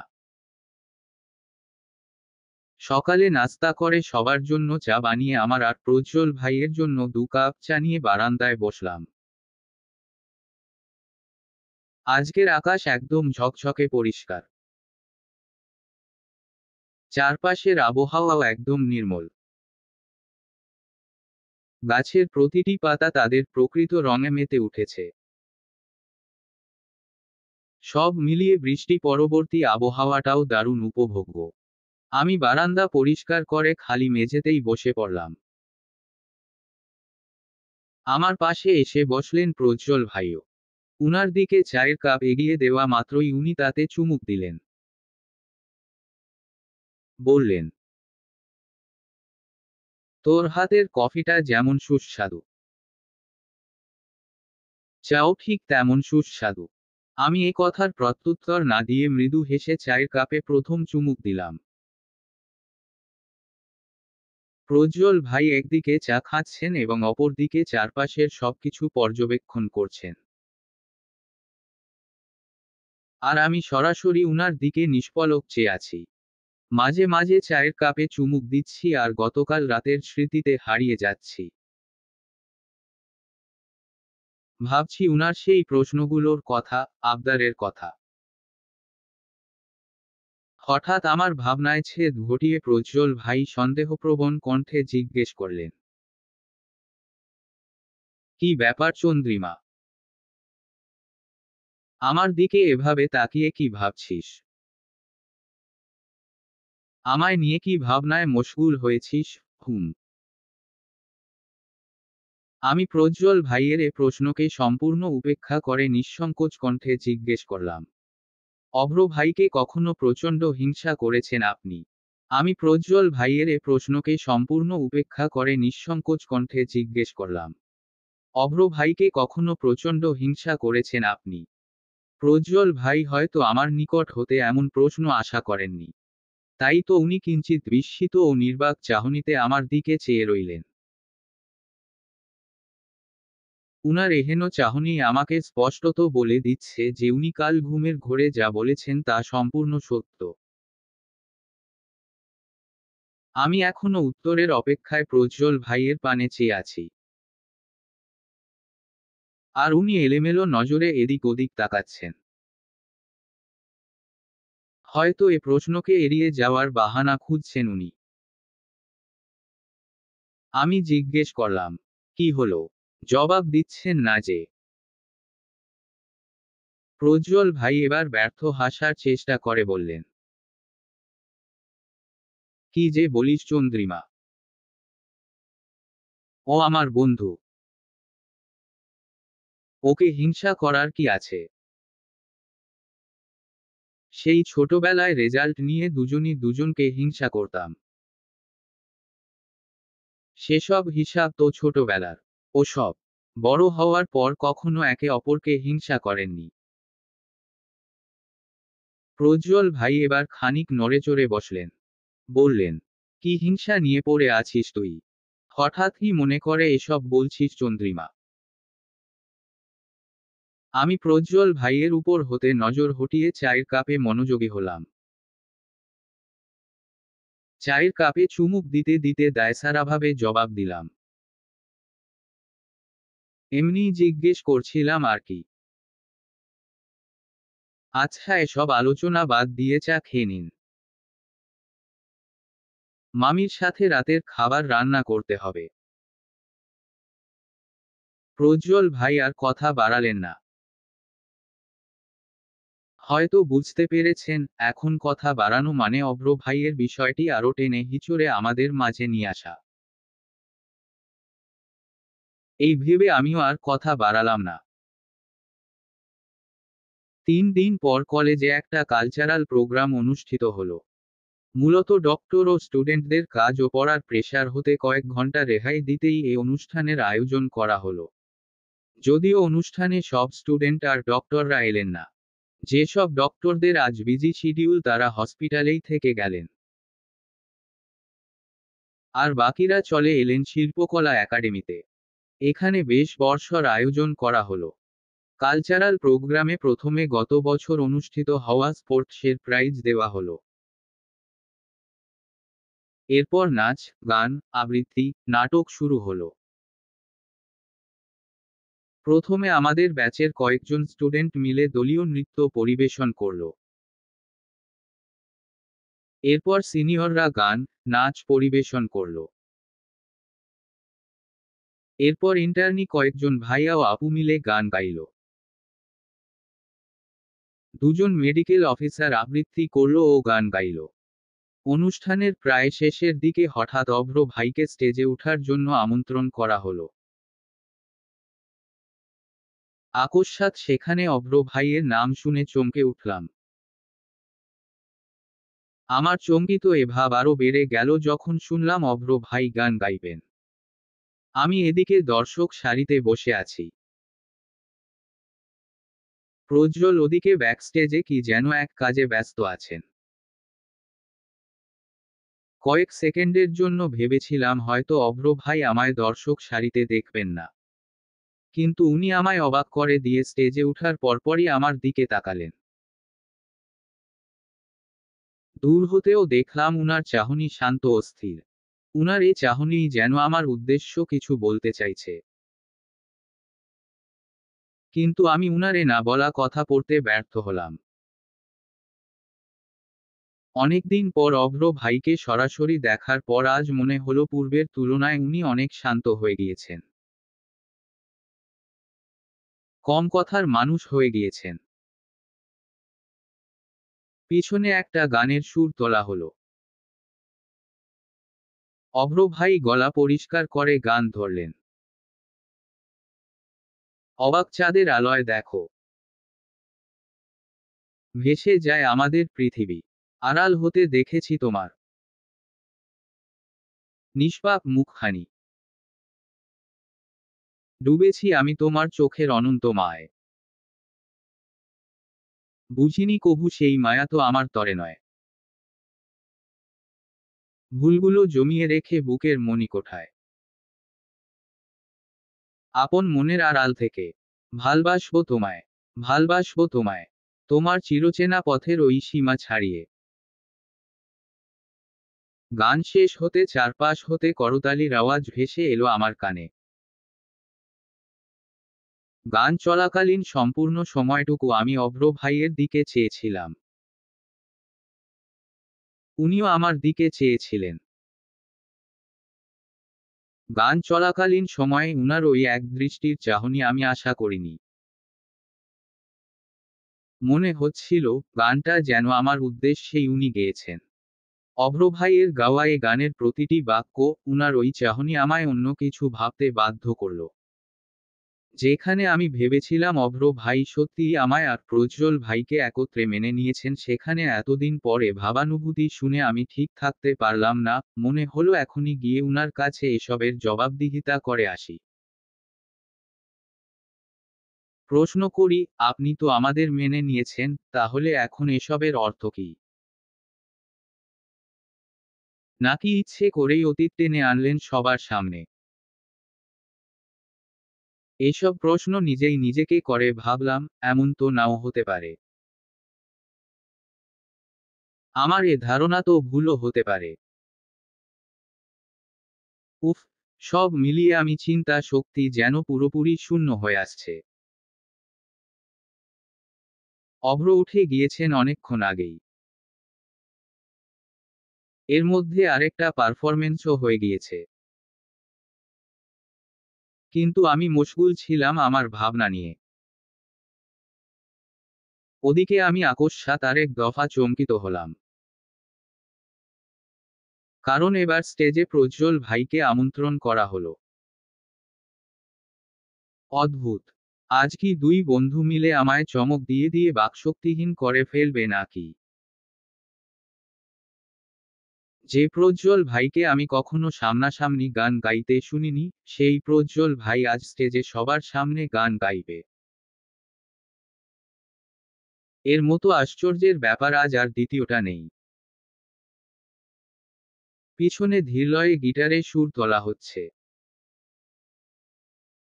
আর এদিকে প্রজ্জ্বল ভাই মাইক্রোফোন হাতে নিয়ে গলা পরিষ্কার করলেন। গান শুরু করার পূর্বে বললেন, আজ প্রথম স্টেজে গান গাইব। যদিও এর আগে মেডিকেল লাইফে টুকটাক বন্ধুদের সাথে গান গেয়েছি, কিন্তু এভাবে স্টেজে, সবার সামনে জীবনে প্রথম গান গাইব। আর এই গানটা স্পেশাল একজনকে ডেডিকেট করে গাইব আমি। প্রজ্জ্বল ভাইয়ের কথা শেষ হওয়া মাত্রই দর্শক সারির স্টুডেন্ট, কম বয়সী টিচার, মেডিকেল অফিসার সহ সকলের মধ্যে হৈ হৈ রোল পড়ে গেল। সবাই করতালি দিয়ে প্রজ্জ্বল ভাইকে উৎসাহ প্রদান করলেন। অতঃপর প্রজ্জ্বল ভাই গান শুরু করলেন। তুমি না ডাকলে আসবো না, কাছে না এসে ভালোবাসবো না, দূরত্ব কি ভালোবাসা বাড়ায়, নাকি চলে যাওয়ার বাহানা বানায়। দূরের আকাশ নীল থেকে লাল, গল্পটা পুরনো। ডুবে ডুবে ভালোবাসি, তুমি না বাসলেও আমি বাসি। ডুবে ডুবে ভালোবাসি, তুমি না বাসলেও আমি বাসি। গান শেষ হতে পুনরায় করতালি দিয়ে দর্শক সারি মুখরিত হল। প্রজ্জ্বল ভাই স্টেজ থেকে যাওয়ার পূর্বে আমার দিকে তাকিয়ে মুচকি হাসলেন। আর উনার এ হাসির রেশ ধরেই আমার ক্লাসমেটরা আমাকে খোঁচাতে লাগলো। কিন্তু আমি সেদিকে পাত্তা দিলাম না। কারণ আমার নজর গিয়ে ঠেকল প্রজ্জ্বল ভাই ও অভ্র ভাইয়ের উপর। দেখলাম দুজনে স্টেজের এক কোনায় দাঁড়িয়ে কি নিয়ে যেন কথা বলছেন। আমি আর দেরি না করে সেদিকে যাওয়ার জন্য পা বাড়ালাম। পথিমধ্যে প্রজ্জ্বল ভাই কথা বলতে বলতে এদিকে তাকালেন। আমায় উনাদের দিকে এগুতে দেখে উনি আমায় হাত দিয়ে চলে যেতে ইশারা করলেন। কিন্তু আমি উনার কথা না শুনে এগিয়ে গেলাম। প্রজ্জ্বল ভাই এবার খানিক রাগত দৃষ্টিতে তাকিয়ে আমায় ইশারায় চলে যেতে বললেন। ওদিকে অভ্র ভাইও আমার দিকে তাকালেন। ফলে আমি আর এগুলাম না। উল্টো পথ ফিরে নিজের জায়গায় চলে এলাম। অনুষ্ঠান শেষ হওয়ার পর আমি প্রজ্জ্বল ভাইয়ের সাথে হলো হতে বেরিয়ে এলাম। বের হওয়া মাত্রই জিজ্ঞেস করলাম, তখন আপনি আর অভ্র ভাই কি কথা বলছিলেন? প্রজ্জ্বল ভাই তৎক্ষণাৎ জবাব দিলেন না। আমার প্রশ্ন এড়াতে পকেট হতে ফোন বের করে চালাতে লাগলেন। আমি পুনরায় একই প্রশ্ন করতে উনি বললেন, সবকিছু তোর শুনে কাজ নেই। বন্ধুদের মধ্যে কিছু কথা হচ্ছিল আর কি। উনার এ জবাবে আমার ভীষণ সন্দেহ হলো। আমি পুনরায় জিজ্ঞেস করলাম, সত্যি বলছেন তো? প্রজ্জ্বল ভাইয়ের মাথা হয়তো এবার গরম হয়ে এলো।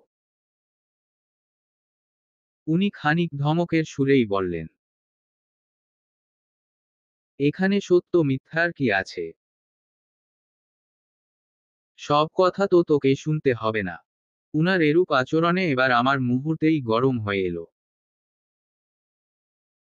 আমি আর একটি কথাও না বাড়িয়ে বড় বড় পা ফেলে প্রজ্জ্বল ভাইকে পিছনে ফেলেই রাস্তায় চলে এলাম।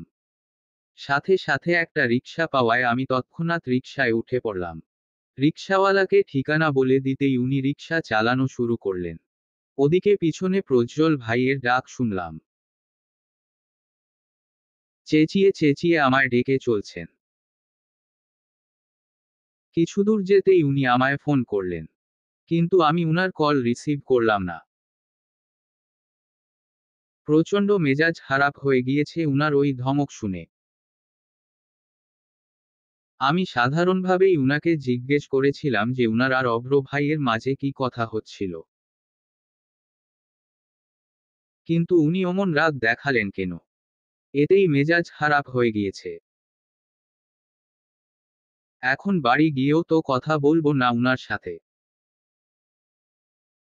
রিকশা বাড়ির সামনে থামতেই ভাড়া মিটিয়ে নেমে পড়লাম।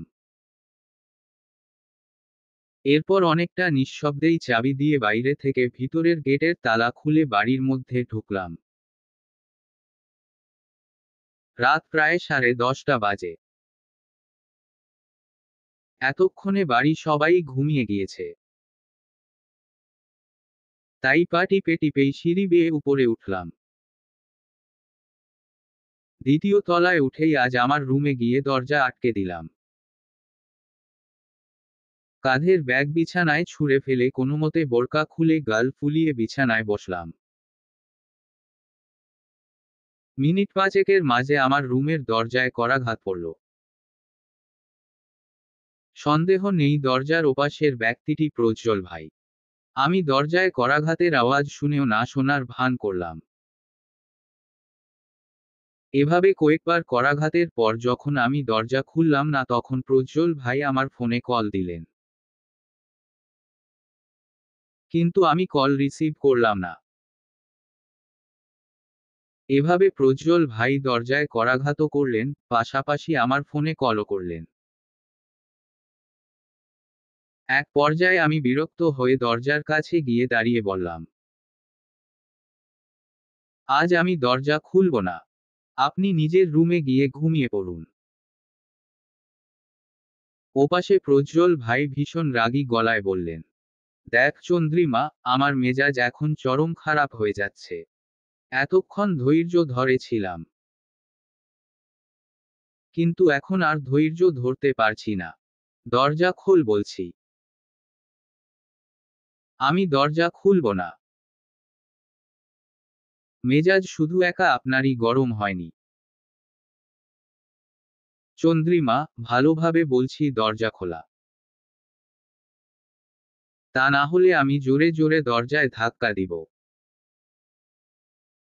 তখন বাড়ির সবাই ঘুম থেকে উঠে গেলে দোষ হবে তোর। এজন্য বলছি দরজাটা খোল। এই বলে প্রজ্জ্বল ভাই পূর্বের মতো ধীর শব্দে দরজা ধাক্কালেন। কিন্তু আমি এবারও দরজা খুললাম না। এরপর আর প্রজ্জ্বল ভাই ধীরে ধাক্কালেন না, বরং উনার কথামতো জোরে ধাক্কানো শুরু করলেন। ওদিকে দরজায় জোরে করাঘাতের শব্দ শুনতাই মামামামি ও নানুর কথা শুনে আমি দ্রুত দরজা খুলে দিলাম। আমার দরজা খোলা মাত্রই প্রজ্জ্বল ভাই রুমে ঢুকে দরজা আটকে দিলেন। দরজা আটকিয়েই আমার দিকে এগিয়ে আমার দু বাহু চেপে ধরে দাঁতে দাঁত পিষে বললেন, এত রাগ আসে কোথা থেকে? অকারণে এমন তেজ দেখালে কেন আমার উপর? প্রচণ্ড জোরে বাহু চেপে ধরায় ভীষণ ব্যথা হতে লাগলো বাহুতে। এজন্য শক্ত কণ্ঠে উনাকে বললাম, হাত ছাড়ুন প্রজ্জ্বল ভাই, ব্যথা লাগছে খুব। উনি আমার হাত ছাড়লেন না, বরং পূর্বের মতো অটল হয়ে জিজ্ঞেস করলেন, কি সমস্যা তোর? কিসের জন্য রাগ করলি আর কোন সাহসে এত রাতে একা রিকশায় আসলি? আমি উনার হাত হতে নিজের বাহু ছাড়িয়ে নেওয়ার চেষ্টা করতে করতে বললাম, আপনাকে ভালোভাবেই জিজ্ঞেস করেছিলাম যে আপনার আর অভ্র ভাইয়ের মধ্যে তখন কি কথা হচ্ছিল। একবারের জায়গায় না হয় দুইবার জিজ্ঞেস করেছি। সত্য কি না তাও জিজ্ঞেস করেছি। তাই বলে আপনি ওভাবে ধমক দিয়ে কথা বলবেন? আপনার ধমকে কতজন তাকিয়েছিল তা কি দেখেছেন আপনি? প্রজ্জ্বল ভাই এবার হেঁচকা মেরে আমার বাহু ছেড়ে দিলেন। পূর্বের ন্যায় বললেন, বুঝিস না আমার আর অভ্রর মধ্যে কি কথা হয়? এখন তো আমাদের মধ্যে আর স্বাভাবিক কিছু হয়েও হচ্ছে না। সব এলোমেলো করে দিয়েছিস তুই। এসবের মূল একমাত্র তুই চন্দ্রিমা।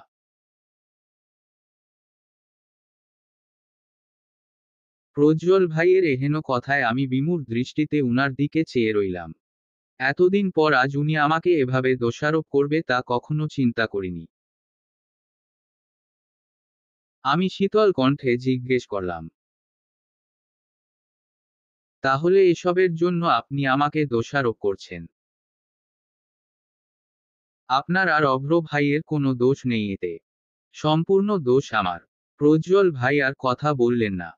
উনার সে ঔদ্ধত্যপূর্ণ চাহনি, ভাব মুহূর্তেই বদলে গেল। স্থির হয়ে চেয়ে রইলেন আমার দিকে। আমি কয়েক সেকেন্ড উনার দিকে চেয়ে কণ্ঠ চড়াও করে বললাম, কে বলেছিল আপনাকে বিয়ে করতে প্রজ্জ্বল ভাই? কে বলেছিল? এতই যখন বন্ধুত্ব নিয়ে চিন্তায় ছিলেন, কেন বিয়ে করলেন আমাকে? আমি তো কখনো জোর করিনি আপনাকে। বিয়ের দিন এমনকি বিয়ের পরেও বলেছিলাম আমাকে ডিভোর্স দিন। কিন্তু আপনি দেননি ডিভোর্স। তাহলে আজ 2 মাস পর এসে আমাকে এসব কথা শোনাচ্ছেন কেন? কথাগুলো বলতে গিয়ে অনুভব করলাম আমার গলা ধরে আসছে। কণ্ঠনালীতে শক্ত কিছু আটকে আছে যেন। কথা বলতে পারছি না ভালোভাবে। প্রজ্জ্বল ভাইয়ের চেহারা এবার বিভ্রান্ত দেখালো। কিছুক্ষণ পূর্বের সেই কঠোর ভাব এখন একেবারে নমনীয় পর্যায়ে চলে এলো। উনি কিছুটা এগিয়ে এলেন আমার দিকে। মুহূর্তেই চেহারায় অসহায় ভাব ফুটিয়ে বললেন, চন্দ্রিমা, আমি আসলে এমন কিছু বলতে চাইনি। মেজাজ। এতক্ষণে বোধহয় উনার হুঁশ ফিরে এলো। অনুশোচনা বোধ করছেন হয়তো। কিন্তু এখন এ অনুশোচনা বোধ করে কি লাভ হবে? উনি যে উনার কথার বাণে আমাকে ভীষণভাবে আঘাত করে ফেলেছেন। এখন এ আঘাতের ক্ষত কি উনার অসহায়ত্বের কথা শুনে শুকিয়ে যাবে? মোটেও না। উনি যেভাবেই হোক উনার মনের সুপ্ত রাগ, সুপ্ত কথা বলে ফেলেছেন। আমি বললাম, বলতে চাননি কিন্তু বলে ফেলেছেন। স্বীকার করে নিন, আপনার মনে এটাই ছিল। আপনি যে আমায় এখনো সেদিনের দোষী ভাবেন তা বুঝতে দেরি নেই আমার। আমি জানি না, বিয়ের 2 মাসের মধ্যেই যেখানে আপনি এমন করেছেন সেখানে বাকিটা জীবন আপনি আমায় কতবার দোষারোপ করবেন, তাই ভাবছি। এ বলেই তাচ্ছিল্যের হাসি দিয়ে উনার মুখপানে চাইলাম। উনি আমার এরূপ কথা শুনে আচমকা আমার দুহাত নিজের হাতের মুঠোয় নিলেন। বিবশ গলায় বললেন, চন্দ্রিমা, আমাকে মাফ করে দে প্লিজ। আমি ইচ্ছে করে এমনটা বলিনি। আজ অভ্রর সাথে কথা কাটাকাটি হয়েছিল বিধায় আমার মেজাজ গরম হয়েছিল। এজন্য ভাবনাচিন্তা বিহীন তোকে ওসব বলে দিয়েছি। আমি প্রজ্জ্বল ভাইয়ের হাত হতে নিজের হাত ছাড়িয়ে নিয়ে কঠোর গলায় বললাম, মানুষ রাগের মাথায় যা বলে আসলে সেটাই তার মনে থাকে। জানেন তো এটা? প্রজ্জ্বল ভাই বিরক্ত মিশ্রিত কণ্ঠে বললেন, এসব ফাউল কথা কে বলেছে তোকে? এতদিনে কি তোর এমন কিছু মনে হয়েছে যে আমি তোকে দোষ দেই সব সময়? এতদিন মনে হয়নি। কিন্তু আজ মনে হয়েছে। আর মনে হওয়ার কি আছে?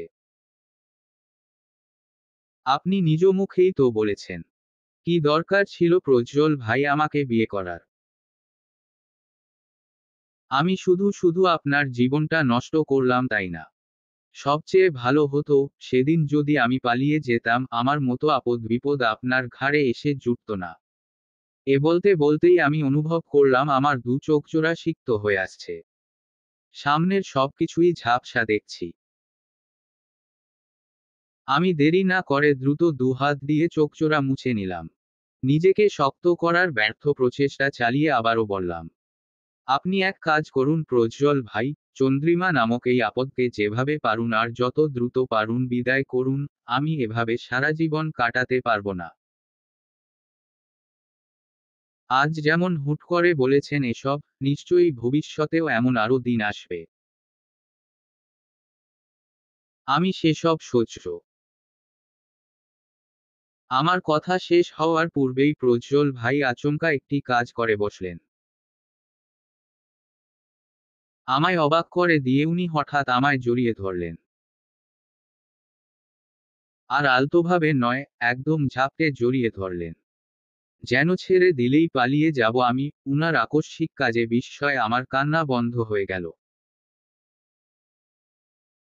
কিছুক্ষণের জন্য আমি নিজেই নিজেকে প্রশ্ন করলাম, উনি কি বাস্তবেই আমাকে জড়িয়ে ধরেছেন নাকি দাঁড়িয়ে দাঁড়িয়ে দিবাস্বপ্ন দেখছি আমি।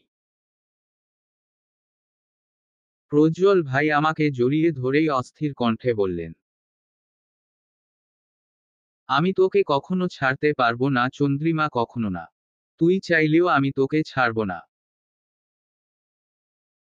তোকে সারা জীবন এভাবে নিজের কাছে রাখবো।